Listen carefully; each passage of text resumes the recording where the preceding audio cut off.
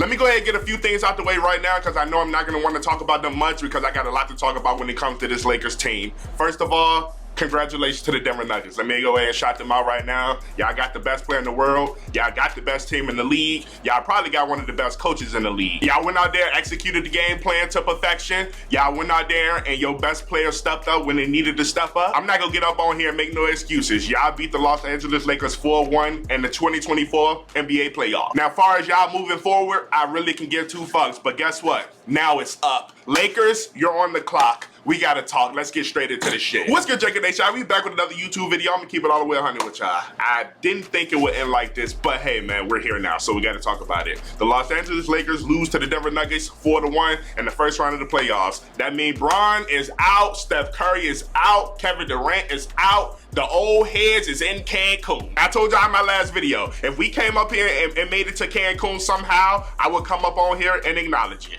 We're sitting right next to Steph Curry, Klay Thompson, and them boys. I don't know what y'all expectations was going into this game, but I couldn't help myself. I know y'all probably in the comments like, Draco, why would you even do that? We was down 3-1, our chances was very small. Did y'all watch the games last night? That was the reason my expectations was that high, because we had enough to win. And I knew we had enough to win. I wouldn't be mad right now if we didn't have to go out there to compete with this team. We had everything we needed. So why do the loss hurt so bad? Because I know we had an opportunity to shock the world. We was gonna beat the defending NBA champions in the first round. Now, if y'all wanna say it was my fault for putting my expectations that high, perfectly fine, that's cool. But when LeBron James say, we got one, just don't let us get one. And then the next game after that, he says, all we need is one more, one game at a time. What you think I'm supposed to do? I'm a LeBron James fan. I watch history been made already. 2016 was one of the greatest feats I've ever seen in sports history. So y'all think I'm not gonna have high expectations going into this game? If you think about it, ain't nobody thinking about the Denver Nuggets. The narrative ain't with them. The narrative is with the Lakers. Can the Lakers make history? Can we go out there and shock the world? All they had to do was go out there and take care of business. The pressure was on them. I was rooting for the Lakers. I'm a LeBron fan. As soon as I heard the news that Vando was available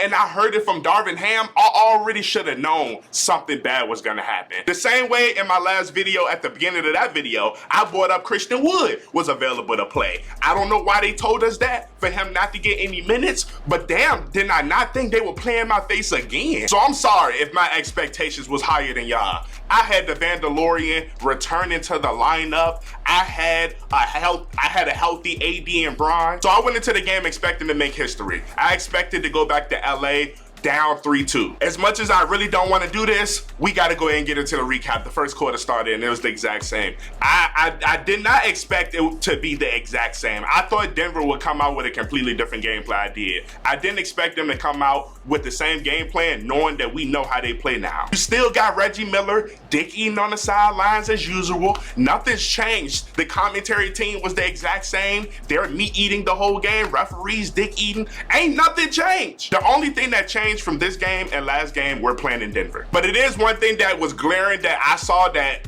I didn't see in game 1, 2, 3, and 4. Nikola Jokic had a terrible first half. When I tell you a terrible first half, I don't remember what it was, but I know he wasn't even in double digits yet. Now, if you ask me, that was a good sign. Keeping Nikola Jokic out the paint, I was okay with that. Even if that means Jamal Murray is gonna try to get 50 points while injured, he gonna have to do that.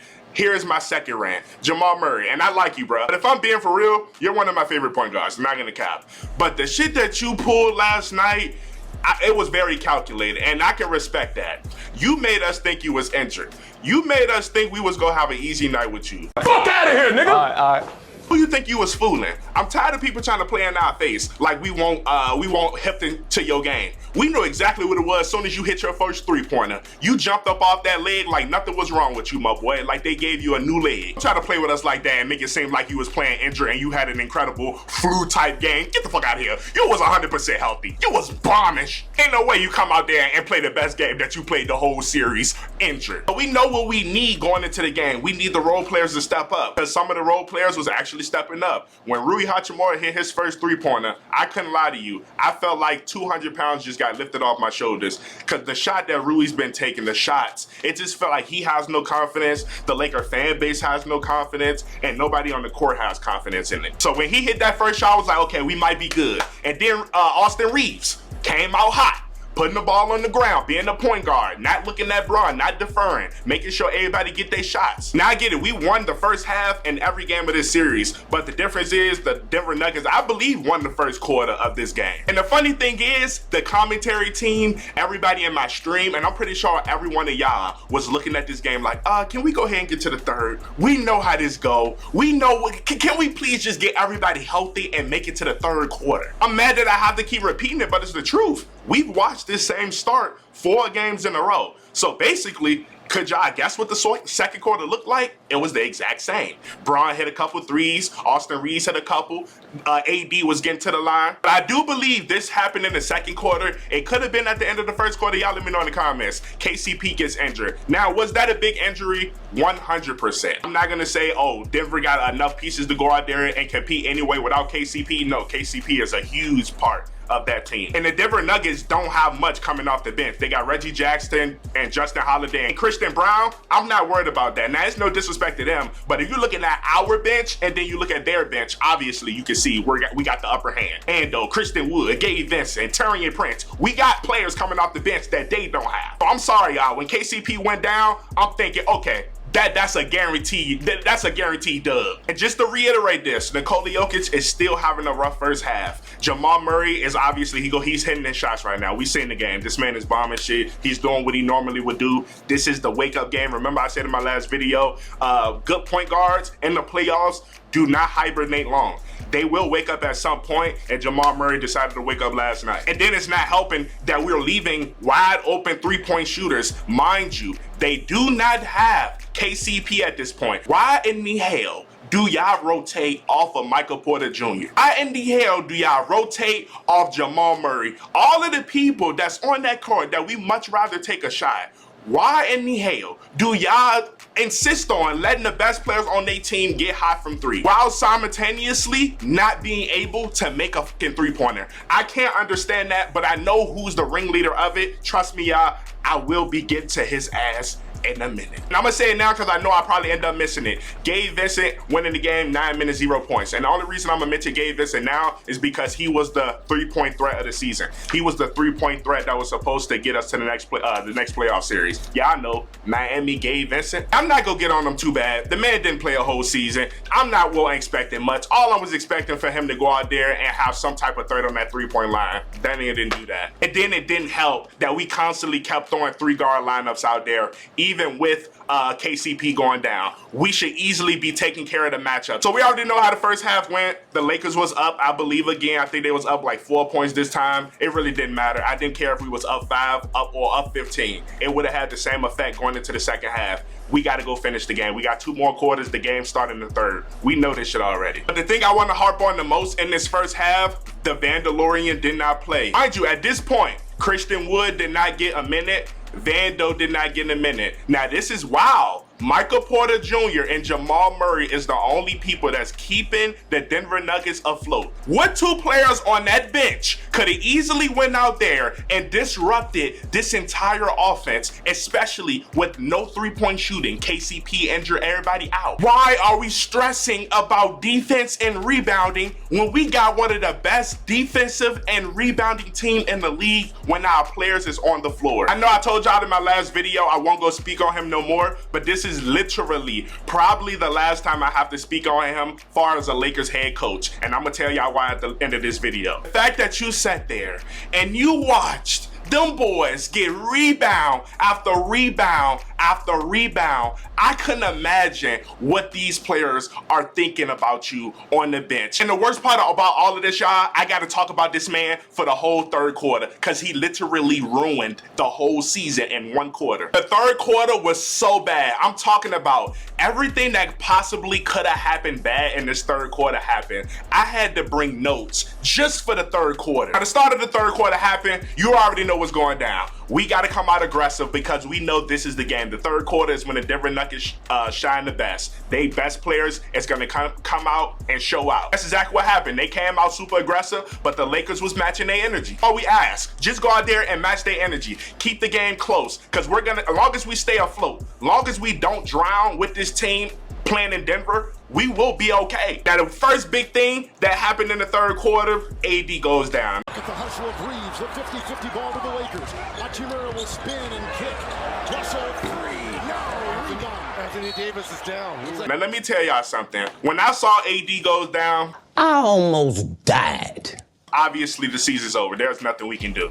LeBron James is not going out there and having a heroic 50-point performance and taking us back to LA. I refuse to do that. So once Anthony Davis went down with the injury, I said, you know what? It's okay. It's okay. It's been a good season. We won one game. We didn't get swept. Kevin Durant, Devin Booker, Bradley Beal, Steph Curry, Klay Thompson, Draymond, all of them over in Cancun. They having a good old time. Shit, let's go over there, have a good time. Let's have a couple drinks, have a smoke, and just have a good ass time. Ron, 39 years old, 21 years in the league. We can go on vacation. We won't have to worry about this no more. So once I seen AD go down, I'm chilling, bro. After TNT goes to the commercial break, I don't know what the hell is up with TNT and them commercial breaks, but god damn. But y'all knew how long them shits was. After the commercial break, I'm looking on the court, and Anthony Davis is still on the court. Now, let me ask y'all a question. I really want to put, I want y'all to put y'all answer in the comments, because I thought about this once I watched the highlights this morning. Do y'all think AD should have continued to play that third? Now, eventually, the reason I asked that question, he goes back into the locker room. I believe at the end of the third quarter. He goes back to the locker room. They do whatever they do to AD, massage him, give him the flu shot, give him whatever he needed to get back on the floor. My question to you is, do he continue to play in that third quarter? I know what y'all about to say. If he didn't play Draco, who knows what Darvin Ham would have did? He probably would have put LeBron James at the 5. And I believe his goofy ass did. I'm not going to condemn AD at all, even with the one arm in that third quarter. Even before he went back to the locker room and they did what they did, he was still out there playing really good defense, blocking shots, still guarding Nikola Jokic, getting rebounds with one arm. So I got to give my man some credit. He was out there fighting. And then the infamous moment happened. I strongly believe, I don't know if y'all gonna agree with me, but hear me out. This is where I think we lost the game. 67-58, Lakers up. Now let me tell y'all something. We watched them fight for them that goddamn lead. When I tell you a lead against the Denver Nuggets is not safe, especially in the third quarter, and we have momentum. Now explain to me, y'all, how did the score end up 71-74 without a timeout?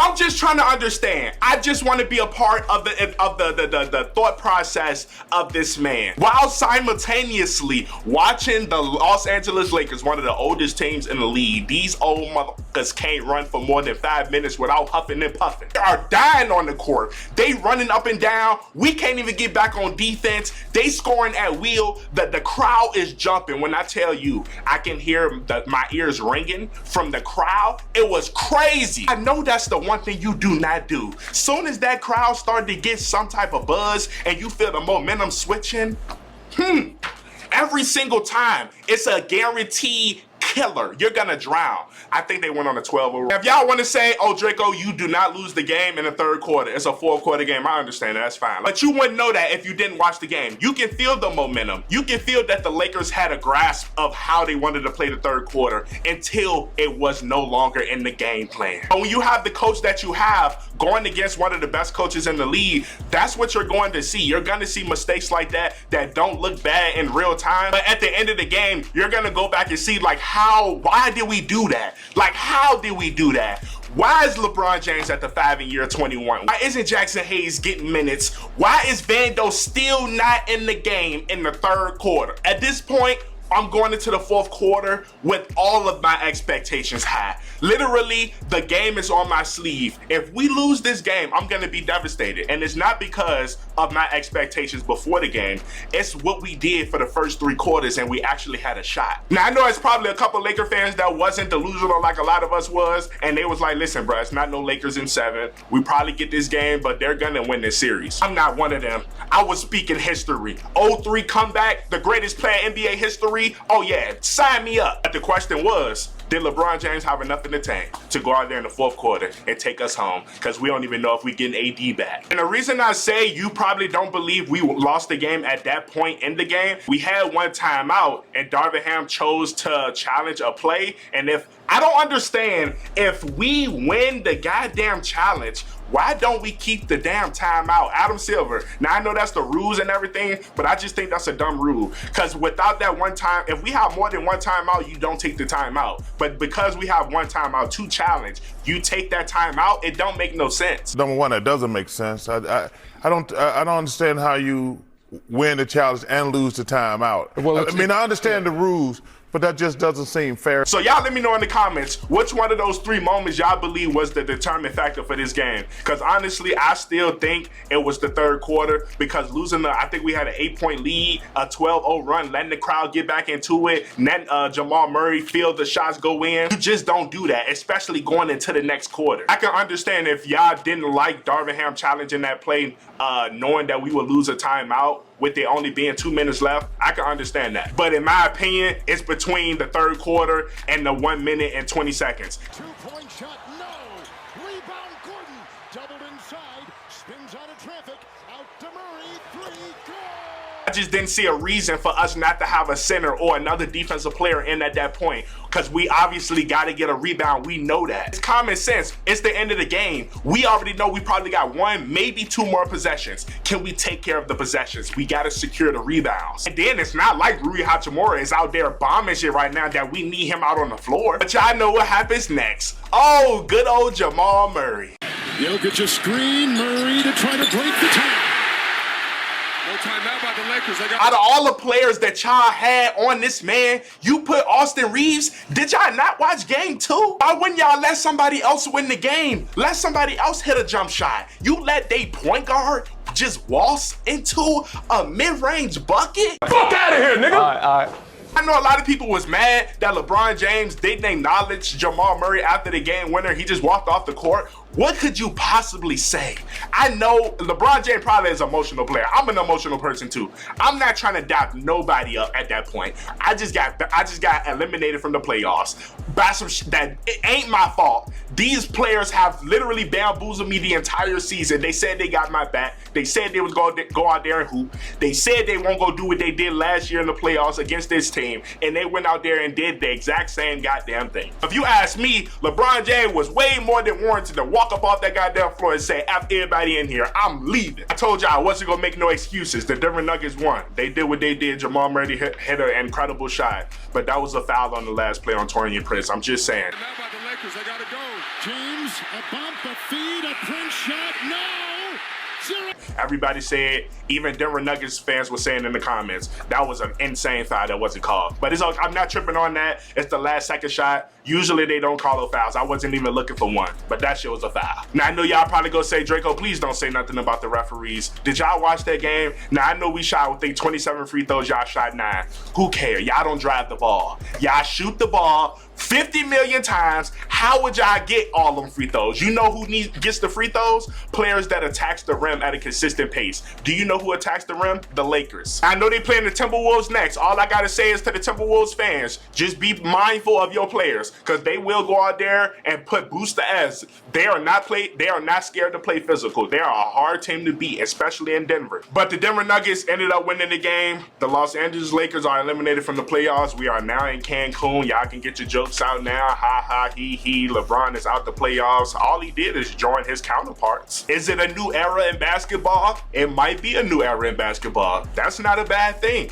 Sometimes these old heads just got to get up out the league. I'm not saying Bron can't play no more. All I'm saying is there is a passing of the torch right now. And y'all know I plan on making another video talking about all of the news that came out after the game, what Darvin Ham said, what LeBron James said. Is he going to even be a part of the Laker organization next season? I have no idea. Tonight, was there any thought at all that, you know, this could have been your last game with the Lakers?